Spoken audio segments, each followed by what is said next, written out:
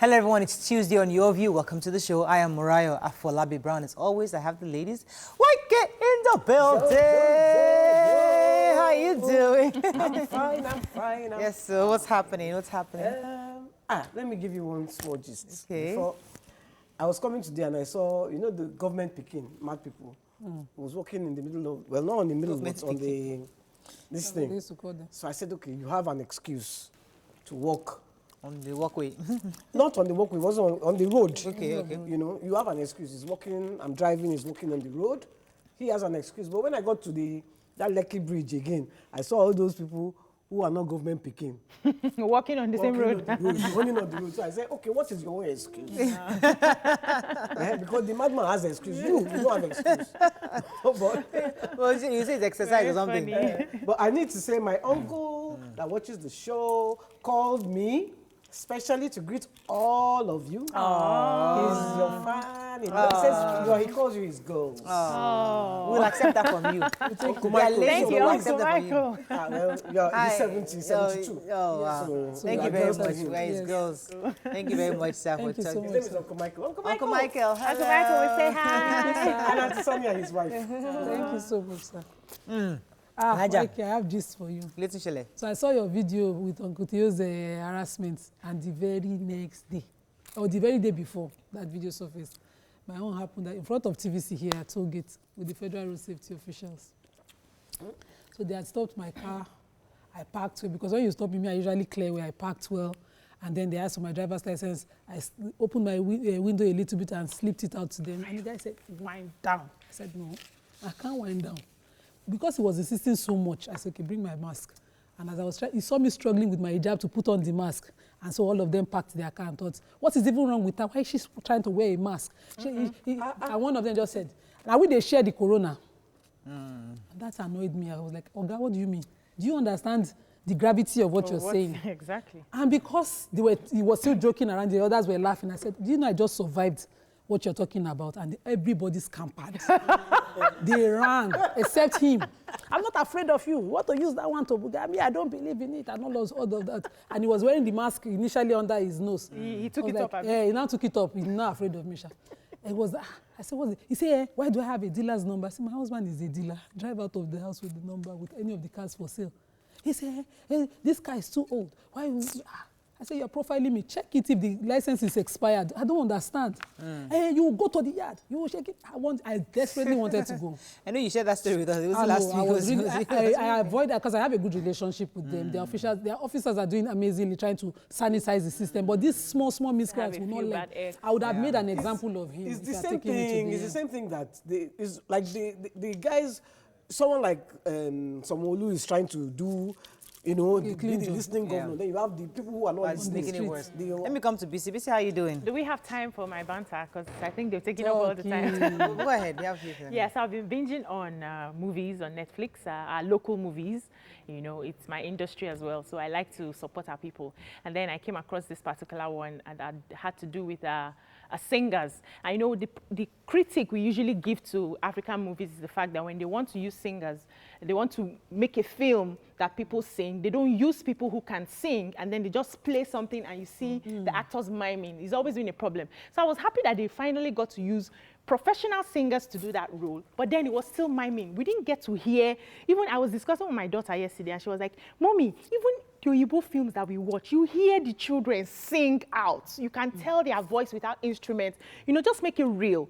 So I think we need to start. One of the things why most people want to watch Hollywood is the fact that they try as much as possible to make it very real. It's relatable. You know the process of singing, writing, at least rehearse in your kitchen. Let's hear your natural voice, But usually before you get into acting, people there's a training, because we act, we just call people actually really do. They take months and months. All the time, actors will tell us that they have to deliberately lose weight, deliberately gain weight for certain roles. They have to train their voices. They have to get some martial arts teaching. So these are things that they do. So if you see that result, that's what the work that was put into that. Okay, so much to do. Let's go on a break. When we come back, we'll go through the front pages of the papers. Stay with us. We'll be right back.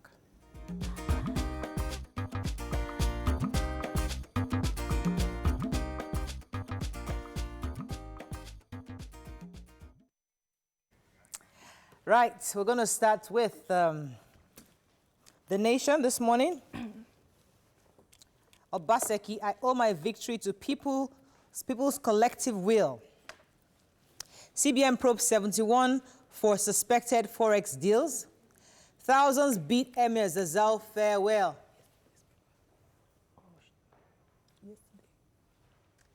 Well, this is yesterday's papers. Okay. What is yesterday's papers? All right. Let me get the physical papers then. I think we need that. Okay, we'll go on a quick break. When we come back, we'll continue the front pages. Stay with us, don't go anywhere.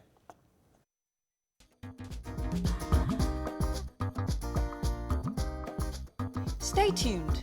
Your View will be right back. Okay, we're going to start with The Punch right now.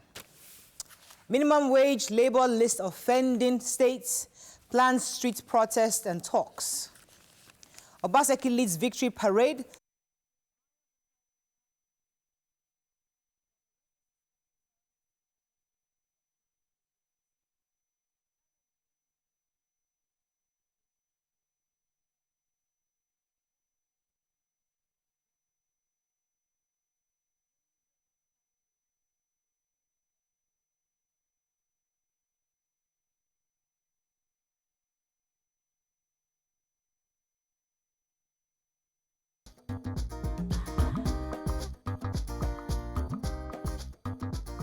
Welcome back to Your View.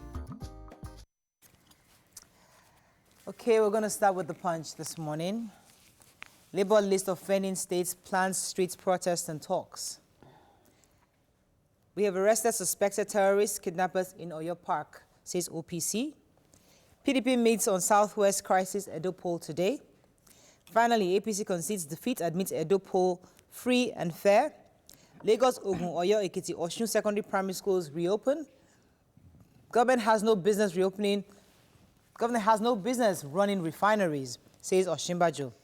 And only Lagos, Kano, Ogun, FCT still conducting COVID-19 tests. Okay, let's start with the major story. Major headline, please. Go ahead. Obaseki. No, label. Labor. Okay, so according to Labour, they are saying that the negotiations for minimum wage has started again. You know, they suspended it due to COVID-19. And they called out some states that have not even started implementing it at all. We have Osun, Kwara, Ekiti, Imo, Gombe, Kogi, Zamfara, and the Ebonyi state governments. And they've not started implementation at all. So they are also saying that even those states that they have concluded negotiations for the minimum wage, those ones are still calling for more talks because they want to more like have an increase due to the increase in tariff, electricity, and the fuel pump price that we have right now. So they are saying they are going to organize a protest for states that have not started implementing the minimum wage. And see how they can get them. So they listed those states. You have them? Yes, I've mentioned them already. Mentioned them. Okay. Yeah. Okay. I wanted to take the Obaseki story. Yeah. He did a victory parade, and he said he thanked everybody, and he has promised all the Edo people that he's going to, this next 4 years, he's going to make sure he touches the lives of everybody. He makes sure he governs for everybody. Now, I know that there are a lot of people, and I brought this up because there are a lot of people that are against him. And we know that, listen, YK, we'll say, let's say that against him, against we know that parade. people from Esako, because now that YK, Nima is from Esako. So because she's from Esako, we are all from Esako. We are all from Esako. So yes, you are there now as the governor, but please focus on Esako. Is Esako West or West, East or West? Esako West. Esako West. Edo North. No, he should do the work for every Edo. We are saying that Edo if you indigene. see the numbers from Esako, the figures are quite, it was obvious that they didn't want him to become governor. So he needs to focus on that. What I'm just saying is it's not a time to gloat, it's a time to work. Exactly. And show that I agree. you owe... You are for nobody, you are for everybody. The people made a good decision. Right. Okay, let's find any other. Let's move on to the Nation. APC shifts focus to Ondo as party concedes defeat in Edo. Picture here of Tinubu and his wife, Senator Oluremi, cutting her 60th birthday cake. Another picture here says the pupils of the United Junior and Secondary School, high school actually, observing the COVID-19 protocol of hand washing. 774,000 jobs recruitment. States get an extension. FG has no business running refineries, says Oshimbajo. And caution as schools reopen in Lagos, Osun, Ekiti, and Oyo. So okay. 774,000 jobs have been extended for 1 week for states that have not completed their registration. That's basically what the story is about. We know about it, so just the 1 week extension starting today. Yeah, so the Vice President has said that the federal government has no business in running refineries, because if they keep attempting to run the refineries, we're still going to be having the problems that we have now.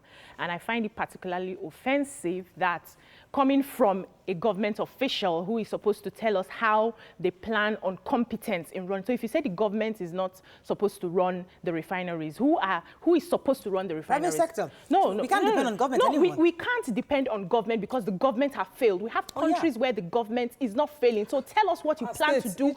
So why are you elected if you cannot make something work? Okay. It's not an excuse. I know that they want to start focusing now on private companies to start running, but as a government, you should tell us why you have failed and the steps you are taking to succeed. Fair Don't tell us it's not your job. What they are taking to succeed now. No. They said that they are letting private individuals take over the we have seen our schools have been run by government. You see, the truth is that we all agree that government is their job is to facilitate. Really, the job is to ensure. Their job, government's really is not supposed to be running.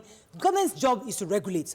We, the private sector, are supposed to be the ones to be running, because they've been running. Why can't they? Who is running it? It's not government. They are government schools. These things for many years. And what have you got? And they've been running it to the ground. So you talk about the incompetence and what you plan on that hand before you focus everything on the private sector. That's just I know. Okay, let's move on now. I'm with you. Thank you. It should be a hot topic. Yes, it should be. I don't mind. I think it's worth discussing. Moving on to Daily Sun. Ghana president tells Nigeria bitter truth. COVID-19, 24 states shun tests. Edo Ganduje Buni brief Buhari. Allegation that I spent 3 billion on Edo election fake, says Uzodinma. And US-UK visa ban, IPOB leader mocks politicians. Okay, so the Ghanaian president visited the ECOWAS commission yesterday in Abuja, and he was, just stating the obvious, saying that, the worsening security situation in Africa, and particularly West Africa, in Northeast, Lake Chad Basin, Mali, the Greater Sahel, saying that this crisis is usually largely fueled by poverty. That, the recruits of Boko Haram are usually convinced for better options in the insurgency because, of course, they are helpless, they are hopeless, they have no other source of income or no means. So if another president recognizes this, the problem that we have, we should put our hands together and make sure that we'll find the solution. May I quickly add that he also said that another thing is the fact that a lot of our youth are disillusioned to think that they will go through the desert or through the Mediterranean Sea to ensure that they get a better life outside the country. And then they came up with a project plan that's supposed to start from 2020 to 2024, yes, and they are going to be giving about $1 billion to see how they can solve the issue of terrorism. They also said the COVID pandemic has made them a bit slow. Yeah. Okay, our final paper is the Vanguard. Why we lost Edo to PDP by APC chieftains. Southern Kaduna, no development without peace and unity, says Buhari. Crashed Quorum Aviation helicopter had no fuel, says AIB, excuse me. Disco agent drugs 14-year-old girl with 200 mil tramadol and rapes her. I read that story. Schools FG to sanction violations of safe reopening guidelines, says minister. Let me take that human interest story for a second. So this guy works for a disco in Lagos. They didn't mention the disco. And he went to help a family fix their electricity. The grandma, obviously, they needed to go back to his office, according to them. So the grandma told the 14-year-old to follow this agent to the office to go and get it fixed. So according to him, they got it fixed. On their way back, he stopped at a hotel to buy her a drink. He bought her the drink, filled it with 20 mil of tramadol, gave it to her, 200 mil. Gave it to her, she drank it.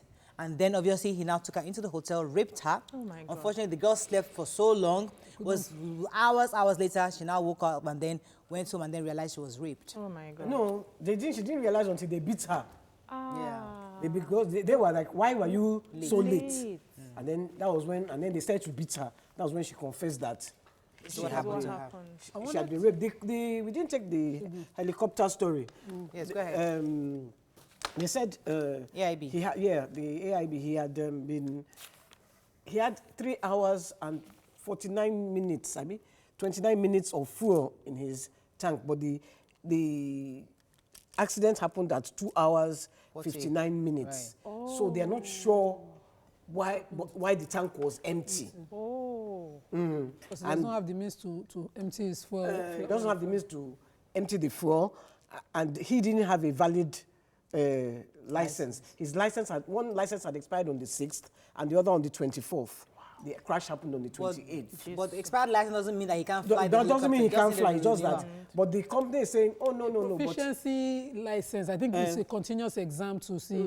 They said no, and they said they should just prove that he had applied for. We run out of time. I wanted to take the bread story again today. Bread, so we keep missing it. Bread. According to the Master Bakers Association, bread will also enter 1,000 naira for a loaf. For a loaf? Yes. Why? The cost of production, taxation. According to them, poor power, high cost of production, poor power, high cost of production, multiple taxation, and a lot of other factors. It's 400 now. Saying that no, it's not. Everything 400. has doubled. It's 400 now. No, it's always been 400. No, it just started. 400. Bread. Before it was 250 now. No, not agege.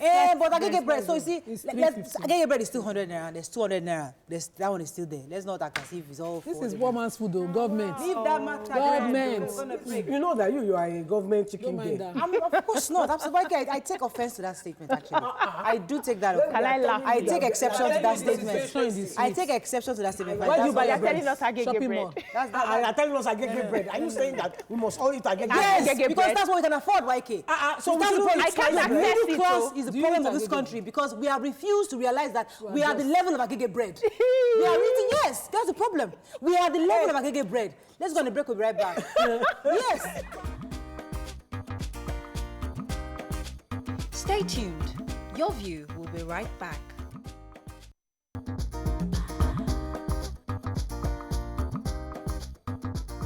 Welcome back to Your View. Thanks for staying with us. So our hot topic this morning is concerning bread. Bread, as you know, is an essential breakfast for many Nigerians, or an essential meal for every Nigerian. And because of the Bakers Association's article today saying that the price of production, the cost of production actually has increased incredibly, and that might actually ramp up the cost of bread to possibly 1,000 naira. And then we're discussing the two sides of the coin. One side is, yes, the prices would go up, certainly. How much would they be? Would this 1,000 naira? Is that an over projection?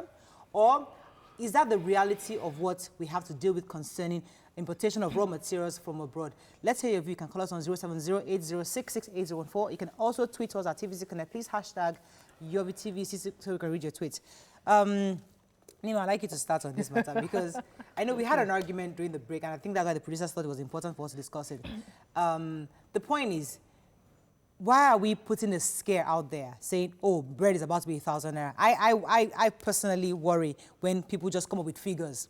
And because bread obviously is an essential, it's a staple food for Nigerians. So when you start putting those figures out there, that can cause a problem. But in your view, do you think that is within reason? Let's quickly just do a clarity. Let me do a clarification. The Master Baker, that is the head of the Master Bakers Association of Nigeria, is Mrs. Bukola Adewumi. And she's the one saying that the cost of all that is needed to produce bread has gone up astronomically, and government needs to mitigate it, or else bread may be sold for as high as 1,000 naira. Now, we know that a normal size loaf of bread plus the slice and everything is now 400 naira, which was not. Initially, when bread was increased, there used to be the 50 naira bread and then 100. That size of 100 became 200. Yes. So we all continue to buy it thinking it's still affordable. But you know that I have seen people, whenever because I patronize the agege bread, that's the bread I enjoy a lot. So when they stop to sell to me and I can afford it, somebody stops in front of me and is asking them, get it 50 naira. They're now slicing from the normal 200 naira size in 50 nairas. To butter for them. These are usually artisans working in the house, or for people to eat. So we know this is a staple for Nigerians. This is breakfast. Some people will buy it for their children. They soak it in tea. So when you're sitting in Aso Rock and having dinner on the round table, tearing chicken, imagine what the normal Nigerian would eat. Which is why the argument initially before the banter that Nigerians should adjust. This is not about us adjusting. Bread has always been the food for the normal man, except you are shopping in the high places, buying the sliced and branded bread. Everybody eats bread. And bread cannot be seen to be going up or the prices. Then we wonder what government is subsidizing exactly. The agege bread I used to buy for 50 naira is now 100 naira. And for me, because I'm not really a bread eater, I don't mind agege bread, but I'm not crazy about bread. I can go a year and not touch bread. But the thing is, even when you eat that 100 naira bread, it's no more filling. They are dog bossy. It's air that is inside. It's air. The cameramen were talking about it. When you slap it like this, it will become flat. Yes, no. Like pancake. So, because, Mariah, you were saying middle class is the problem of Nigeria, and I'm saying no. The reason why I said that is that our tastes have totally increased, and we demand more. And they're making all sorts of options of sliced bread, potato bread here. And when you talk about cost of bread, somebody can start projecting 1,000 naira. But for the poor man, agege bread is still what he's buying. So the reason I was towing along was the fact that if we all face reality, that where we are as a country, we honestly should remain at that agege bread mentality. Not necessarily, I'm saying it figuratively. Agege bread is really where we can, as a country, that's the capacity we have today. And everybody, both rich, middle class, and poor, everybody, we should be eating agege bread, because the truth is that we cannot afford sliced bread anymore because of the realities of the importation of these raw materials until we begin to produce locally. I'm almost done, Mikey. Until we begin to produce locally and can get these raw materials ourselves, we have no business eating sliced bread. Go back to status quo. Let us all go and start eating. I need to ask you, while you are continuing, what is the raw material that we are using for Sometimes bread? Milk, flour, sugar. Some of them. Sugar, milk. There's no raw material there. There's no imported raw material there. Okay, you can make flour here. We make flour here. The egg you but use. it won't be some enough. of the material, Mikey, I'm talking about saying it the other time. The maize that the birds will eat to give you your egg. Some of these things are still important. The whole value chain which is even the milk. It's not all the cows that we don't even get all those raw materials here in Nigeria. They say import many of them. So the point is that until we begin to realize that we can only consume what we have, then let us begin to shut our minds to sliced bread, baguettes, all these other things that we're doing, and let all of the people start eating agege bread. Okay, so if we all decide to start eating agege bread, agege bread will not be enough, because the truth is we have just a few agege bread companies that are providing agege bread. Do you see the queue for the sliced bread and how they run out on a daily basis? We cannot even provide enough for ourselves. No. Bread. They'll be all right. Okay, then I also wanted to say something. You are not about 2 weeks ago. This thing realistically now, Murayo. That's the reality we need to have. I'm wondering where she's coming from. Okay. About 2 weeks ago, the mill has also complained that they had a problem with importing, getting the flour, because a few companies, mostly foreign-based companies, are in control of that market, and they just increased prices, and they were begging the federal government to get into, find out what is really happening and find a way to cushion the effects for them, or else it will affect the common man. Now we have a problem of flour. We now have a problem of the resources that are needed to make the bread. So I think this is a cry to the federal government to get into that industry and find out what is happening. If there's any way you want to cushion the effects for the millers, for the bread makers, and all of them, because the truth is, when that sliced bread, for instance, increases, the agege bread will buy 200 will become 400. We will be able to afford it at that time. Let me come to you, Nima. Let me take Hassan. Hassan, are you there? Thanks for calling. Good morning, everybody. Morning. Go ahead, please. This is a serious matter. It is. I was quite captivated by the statement made by our vice president. I'm disappointed. I'm a card-carrying member of APC. He has no reason to tell us that government has no business in refineries. But government has business in fixing prices. It's wrong what he said. He should apologize to Nigeria. That's number one. Number two, this issue of bread. We have shy-luck businessmen on one side. They can fix any price anytime. They don't have sympathy of our people at heart. You understand? And what is very clear, the federal government of Buhari, they should sit up over this economy matter. Dollar is rising, and our economy is an import-dependent economy. Yes. Everything is staring us on our faces. Not because we are card-carrying members, we should not say the truth. No, they should advise Mr. President very, very. So, this is what I know. I have friends who are major distributors for major flour mills in the country, and I know that flour continues to go up. Yeah. Not because the flour mills want to Shylock businessmen, like Hassan mentioned, but because they need to cover the cost of production. And even in farming, in this my rice distribution, I cannot pretend not to know that cost of production continues to go up because every batch of rice increases by 1,000 naira. Yes. So I cannot pretend not to know that government is not doing enough in that area of food sufficiency in the country. We are just shying away from the truth. Exactly. We are not doing enough.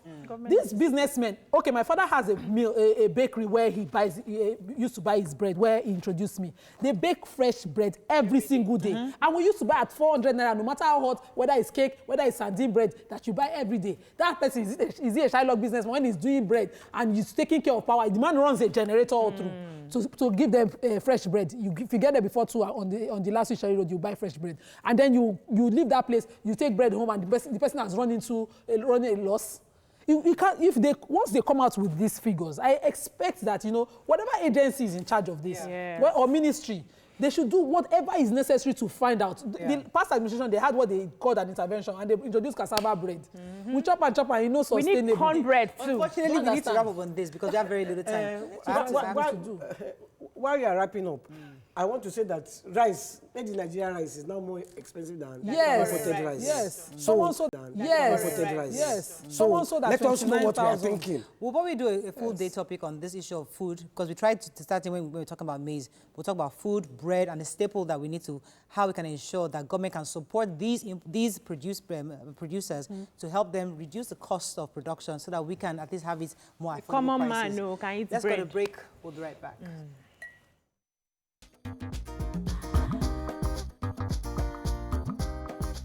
Stay tuned. Your View will be right back. To Your View. Thanks for staying with us. All right, so let's move on to updates on COVID-19. Report has it that Israel is currently on lockdown. UK, France, and some other developed countries are seriously considering another total lockdown in a bid to prevent the imminent second wave of the pandemic. Now, international flights have opened. Owambe parties have started coming back. And we're thinking, are we also on the verge of getting another wave of COVID-19? Joining us on the show is the National Coordinator of Presidential Task Force on COVID-19, Dr. Sani Aliyu. Good morning, Dr. Sani Aliyu. How are you doing today? I'm very well, thank you. Thanks Good for morning. joining us. All right, so schools started yesterday. The kids are back in school and international flights are open. Most states have drastically reduced testing. Only about, I think, Lagos, FCT, and maybe Port Harcourt or so are still testing. As the coordinator for COVID-19 in Nigeria, in your view, how best do we ensure that we can continue to keep safe, even though testing has stopped across the board? So I think there are 2 or 3 things that we need to that's really critical if we want to avoid a second wave. The first one is the issue of testing. We cannot define our problem without really looking for it. For a lot of states, as you correctly said, we have a lot of silent states. Silent states as in we have no idea what's going on in those states. They are barely testing at all. And testing is so critical. We continue to work with across the states to make sure that testing is accessible to everybody, it's easy to get, and more importantly, it remains free. So we don't want the public to confuse this issue of paying for international travel with routine testing. No federal lab, no NCDC lab on the network, no state government laboratory is allowed to charge a kobo for testing. We really need to improve our testing. So that's one. Secondly, is the issue of compliance with non-pharmaceutical interventions. And these are basically 3, even though we keep on talking a lot more. But it's basically 1, washing your hands all the time or sanitizing your hands. Secondly, the use of face masks. And thirdly, maintaining physical distancing. And these measures, yes, they might be inconvenient, but they are so critical because now is the time for us to protect our vulnerable population. Our vulnerable groups, such as people above the age of 60, 65, those with diabetes, hypertension, and other comorbidities, they are more at risk now of catching COVID than at any other time in the epidemic. Why? Because all of us have relaxed. People have stopped using face masks. You go to parts of the country and you're just amazed at the level of non-compliance. No face masks in large groups of people. And this is such a risk. We can see what's happening in Europe. We can see what's happening in parts of Southeast Asia. This virus is such a clever virus. It doesn't go away immediately. You need consistent effort in order to get rid of it. Right. And the fact is, if you catch COVID now, it can still kill you in the same way that it would have killed you in March or April. And the virulence of the organism hasn't changed. It hasn't changed at all. It's just that we've been quite lucky in this country. We haven't had the sort of deaths that we were all afraid of. Partly because of the activities that we put in place. Right. All right, sir. So there were reports, I think about 2 weeks ago, where people said they were being charged for the testing. And one of the reasons some people are not coming out to test is the fear of the amounts they are going to pay, knowing that the large number of populace do not have that amount of money. Can you give us in clear terms, is there, like, you know, sometimes we hear, for instance, in the public sector, in the hospitals, you go and they say you don't pay for this, but then when you get there, you have to pay for gloves, you have to pay for this. Is it exactly what is happening in this system, or is it when you get there and you present yourself, you are tested for free? Can you just give us, like, you know, a clarity on that? So yes, thank you. So the only situation where you need to pay for a COVID-19 test is if you're going on international travel. Okay. If you're going on international travel or you're coming into the country from abroad, if the purpose is for the purpose of international travel, you will need to pay. And there's a portal. We have a Nigeria International Travel Portal, NITP. You go onto that portal, you pay for those services, and it gets done.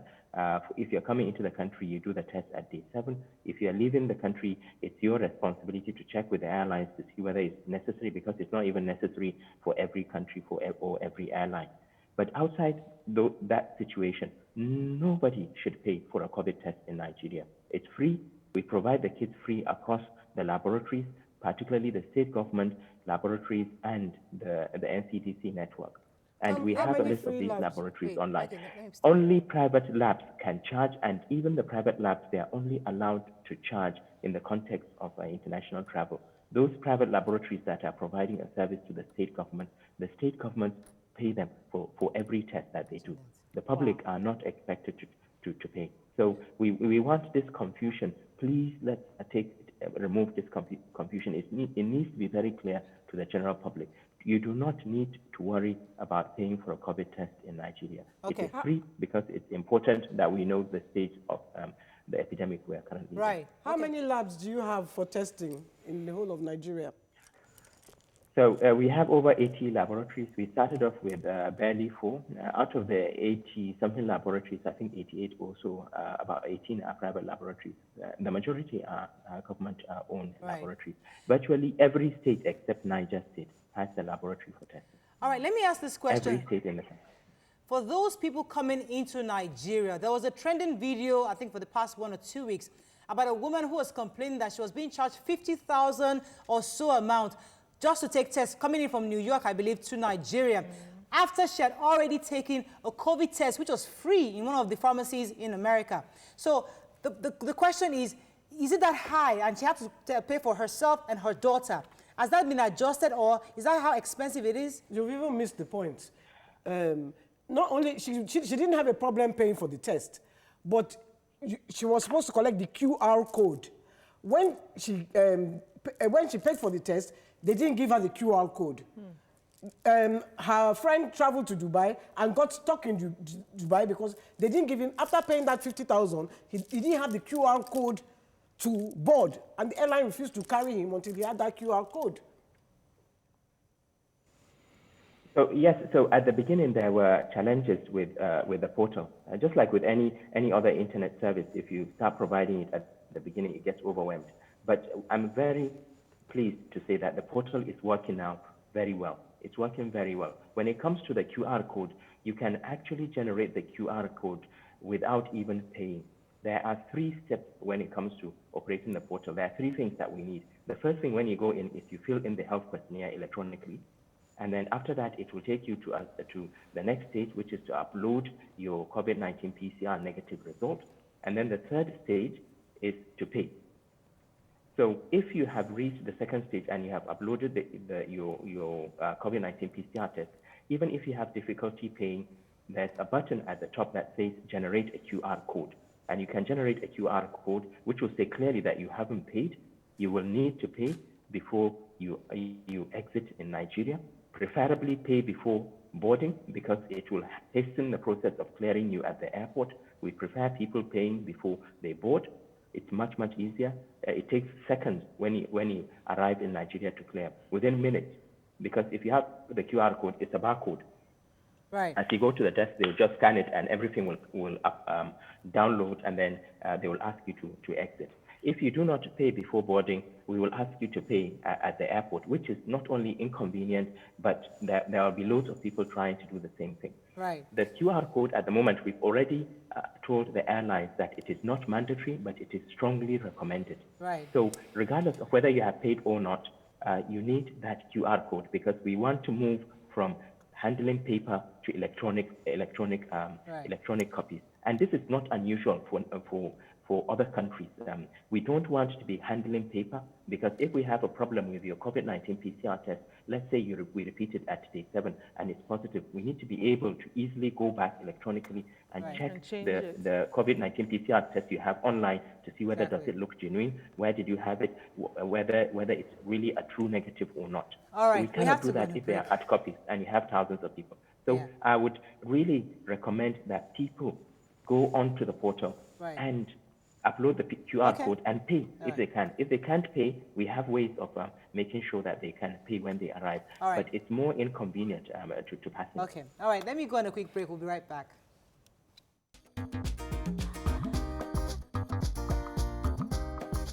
Stay tuned. Your View will be right back. Welcome back to Your View. Thanks for staying with us. All right, so Nima had a question for our guest. Go ahead, please. So, good morning. Dr. Aliyu. Dr. Aliyu. The NCA this morning were threatening to stop local domestic flights because of non-compliance with the COVID guidelines. What exactly are the issues and how do you plan to mitigate them so that, this area is safe enough? We continue to work very closely with the aviation authorities, and we completely agree with the NCAA, where you have an agreement with airlines that they need to follow a particular procedure. And I believe most of this relates to the issue of physical distancing and the way you board the flight, and also the issue of wearing face masks within the flight. In general, as you're aware, even within the community, there has been a gradual relaxation by people of the rules. This really shouldn't be happening at this point in time. And certainly for a regulated industry like the airlines, we will not sit down and just accept people to behave the way they want. There has to be repercussions. And as NCAA said, any airline caught flouting the rules will be barred from flying. Right. And we take this very seriously. To a large extent, we are already regulating the international travel side to make sure that the things that we agreed with the international airlines, they abide by. And we intend to do the same thing with the local airlines. They have to travel in a safe manner. They have to make sure that their passengers are safe and are protected from COVID-19. Right. Dr. Aliyu, let me ask you this question from somebody who just came in from abroad. They said there's a lot of corruption, especially at the airports concerning COVID tests. Many people are paying to just receive a negative result. Wow. Even those who go through the normal portal cannot get their passport back without paying through the back. What are you doing to stop the corruption at the airports? That's a question from somebody who just came in. Jeez. So to be honest, we are investigating, but so far we haven't really found evidence apart from the very beginning when the Nigerian Immigration Service were able to co-locate some of their staff that were collecting money to release passports illegally. And these staff are already being disciplined. I believe they've already been put aside, and disciplinary action is already being taken against them. At the moment, nobody will take your passport when you arrive at the airport. When you arrive at the airport, regardless of whether you've paid or not, we will take you through the process of payment. If you are unable to pay, you still have 7 days to pay within which to have the test done. We'll allow you to go into town to go and arrange for it to be paid either at a bank or via bank transfer, etc. But you have up to 7 days to pay. Nobody will take your passport. However, if by day 14 you have either not paid or you've paid and you've not had the test done, it will flag up on our system, and we will certainly suspend your passport for 6 months as a penalty for not doing the test. But we do not need your passport in order to suspend it. It's an electronic version, so it can be done. For those that have international passports for those that are non-Nigerians on their way out of the country, if they have not done the test, we will cancel their visas so that they will not even be able to come back in, and they will have difficulty paying for visas in the future. So there are ways for us to enforce the principle of testing and the program we have designed for the purpose of ensuring the safety of our citizens. But as far as corruption is concerned, even yesterday, an issue was raised at the press briefing. And I said, give me the details. I spoke to the lab and I said, they have to do something about this, but give me the details. I'm still waiting for those details.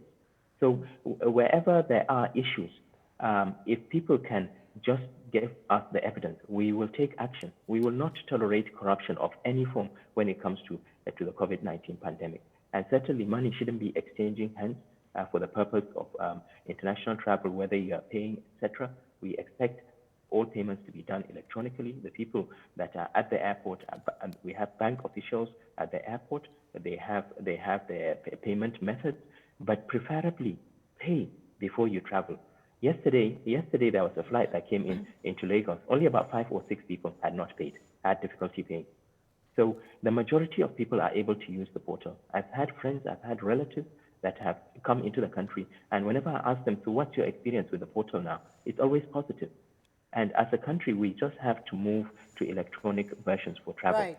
Okay. Even after the COVID pandemic, when we stop the testing, etc., the health questionnaires, if they are needed, they will continue to be electronic. That platform will continue to evolve and will be part of the normal travel platform. Right. If we need any additional documentation for traveling, etc., that portal is what we will use. So in a way, it's a step forward for the country. It's easier for us to get the data we need to decide on our policies, etc. Okay. But people should please make use of the portal. It is working well now. If there are issues, there are ways for people to get back to us so that we can continue to improve on it. All right. This QR code, this payment is for the COVID test, Abi? Yes, it's for the COVID test for people coming into the country. Yes, for people coming. So you into the country. That's right. And you choose depending on whether you are in Lagos or Abuja. The Lagos portal has been in existence for quite a while, so we haven't altered it. Do you specify? The Abuja portal is. Do you specify where they're to go for the test after collecting the money, or do you specify? Yes, you will go here. So in fact, you choose the laboratory that you want to go to. So there's a complete choice for the passenger. In Lagos, they have 11 laboratories. In Abuja, we have at the moment 5 laboratories uploaded. We are working on expanding to other cities. But what we agreed with that, particularly with the Abuja laboratories and also the Lagos laboratories, is that wherever you go in the country, if you go to Sokoto, the lab that you have chosen, it's their responsibility to make sure that your sample is collected in Sokoto. Right. It's one of the reasons why the charges are slightly higher than what we would have wanted them to be. But in terms of the charges and how much people are paying, PCR tests have always been expensive. The negotiation for the final cost was done with the state government. It's not the responsibility of the PTF. All we do is to ensure that we have a ceiling, that we will not accept the charge to go All right, so quickly. So for Abuja, we have a ceiling, yes. All right, a Twitter user just said some private universities are charging 25,000 naira per student before resumption on campus for COVID-19 tests, and the government is saying it's free. Do you have an idea why this is happening, sir? So for the opening of schools, as I said before, we do not recommend testing for the purpose of opening schools. We don't. If private universities are charging for COVID-19 tests, and this is not coming from the PTF, it's not something that we recommend. You test for COVID based on certain indicators. So for instance, if you have symptoms, or if you have been in contact with somebody who has symptoms of COVID, or if you have returned from abroad, or if you belong to a vulnerable group and you're concerned that you might have been exposed, or if you present to a hospital with any of the cardinal signs for COVID. So there are clear indications. When it comes to opening schools, a PCR test is not what is important, because if a PCR test is negative today, it's just giving you a result for that particular period when the sample was taken. The next day, you can be positive. So what is important for the schools is to monitor symptoms. A child coming into school, check his temperature, make sure that they look well. If they have any history of contact, pick them up early, isolate them, and then test them. But testing blindly, it is of no value at all. As I keep on saying, a PCR test that is negative only has significance for that particular moment in time. By the next day, or 2 days, or 3 days later, that result could change. So are they going to be testing every week? Are they going to be testing students every week? So it doesn't make sense at all. The PTF does not support charging for testing by private schools, whether universities or secondary schools, etc. It has no value. But where there are suspicions, so for instance, we are encouraging schools to make sure that their clinics, especially the boarding schools, their clinics have access to sampling. So if a student presents, for instance, with symptoms to a school clinic, they should be able to isolate the student quickly and take a sample. But otherwise, it doesn't make sense. It's an undue burden on the parents. It's unnecessary. It really Thank you so much, sir, for joining us this morning. Unfortunately, we have to run out of time. We've been speaking with the National Coordinator for Presidential Task Force on COVID-19, Dr. Sani Aliyu. Let's go on a break. We'll be right back.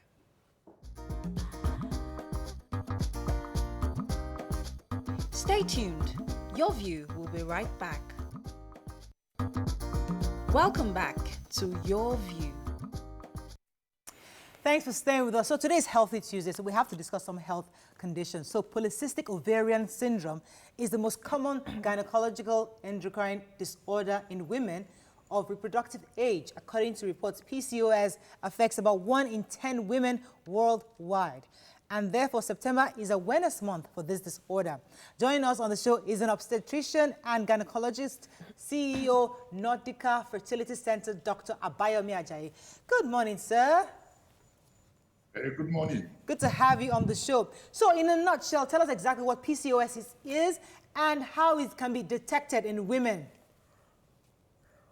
Well, just like you said during your intro, that PCOS is the commonest reason why women might not ovulate, okay? And therefore, if you don't ovulate, that means you're not likely to get pregnant because you need to release an egg for the sperm to meet with the egg for a pregnancy to occur. And when women don't ovulate, then they don't get pregnant. And so it's a cause of infertility. And the 3 things that you can look out for in order to diagnose this, and 2 out of the 3 must be present before you can say you have a PCOS on your hands.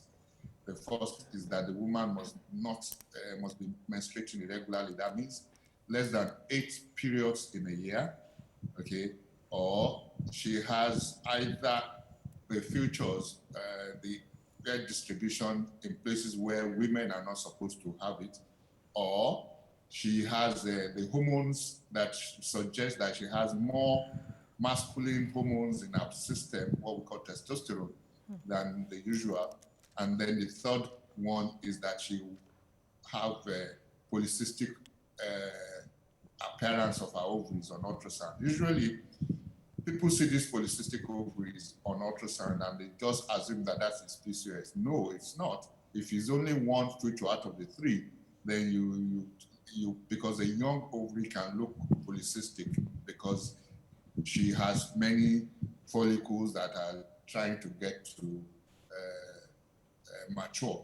So we need 2 out of the 3 for you to make a diagnosis of polycystic ovarian syndrome. So how would you advise when this condition is diagnosed for treatment? What's the best possible? Because I've seen different doctors prefer different solutions. And sometimes some would cost some people other conditions. So what exactly would you say is the right way to go so that the person knows when they're with the wrong doctor? Okay. The thing to look at is that the diagnosis needs to be made first, just like you said. Once it's made rightly, you can look at the treatment from the immediately or the short run to the long run, because it has long-term consequences if it is polycystic ovarian syndrome truly. because we know that later life, such people might develop diabetes in later life. They have a tendency to develop diabetes in later life or even in pregnancy, and they have a higher tendency to have cardiovascular diseases in later life after they are in their 40s and 50s. So we look at the immediate treatment. Is it that this patient wants to have children or she just wants to see her menses? Because that depends on what her aspiration is. If she just wants to see her menses, of course, that's easier because any of these oral contraceptive pills might just do the trick.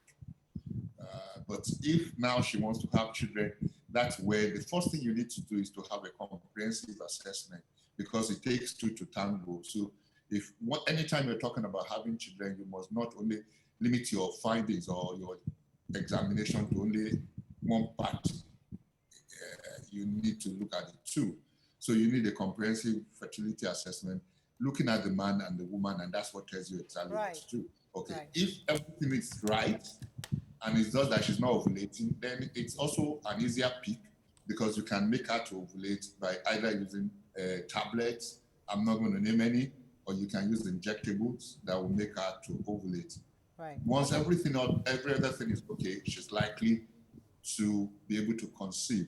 But one thing that also I've not said is the importance of lifestyle changes, because some of these people tend to be obese because of the hormonal imbalance. And losing weight, 5 to 10% of their body weight, goes a long way in actually even regulating some of the hormones. So weight loss, it's very important in those that are obese. Actually, anybody who has polycystic ovarian syndrome, one of the things, we said, can be predisposed to diabetes later on.